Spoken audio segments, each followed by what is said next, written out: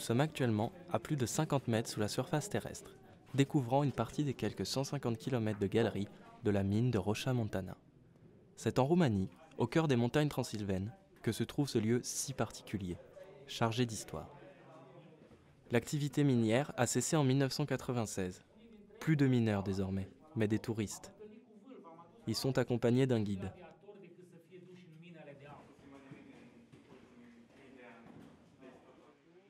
Ils peuvent également admirer les impressionnantes machines d'extraction. Autrement que pour son attrait touristique, cette mine est surtout connue pour ses récentes polémiques concernant la reprise du territoire par une compagnie d'exploitation canadienne. Leur objectif, construire la plus grande mine à ciel ouvert du monde. Pour mener à bien ce projet, la société a tenté de forcer la population à quitter leur village par le biais de pressions financières.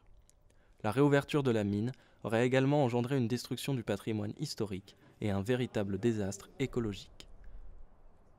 Nous avons rencontré Eugène, habitant du village et fervent opposant au projet canadien.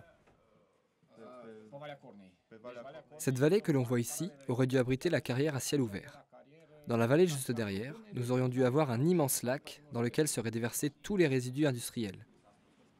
Malgré le boycott établi par la presse roumaine, une protestation s'est mise en place au niveau local, puis rapidement soutenue par des mouvements de plus grande ampleur. Les étudiants de Cluj ont eu des échos de l'opposition des habitants de Rocha Montana contre le projet d'exploitation minière. De nombreux volontaires ont commencé à venir ici. Ils ont mis en place une campagne de presse sur Internet et à l'étranger. Le soutien croissant de l'opinion publique, ainsi que l'aide apportée par diverses ONG, ont permis aux opposants d'avoir recours à la justice, en mettant en avant notamment l'argument écologique. Nous avons sollicité l'ambassade du Canada et le ministère roumain. Enfin, nous avons fait appel à la Commission et au Parlement européen afin de toucher des instances internationales. Malgré les difficultés économiques, une réappropriation de leurs terres est désormais envisageable pour Eugène et les habitants de la région.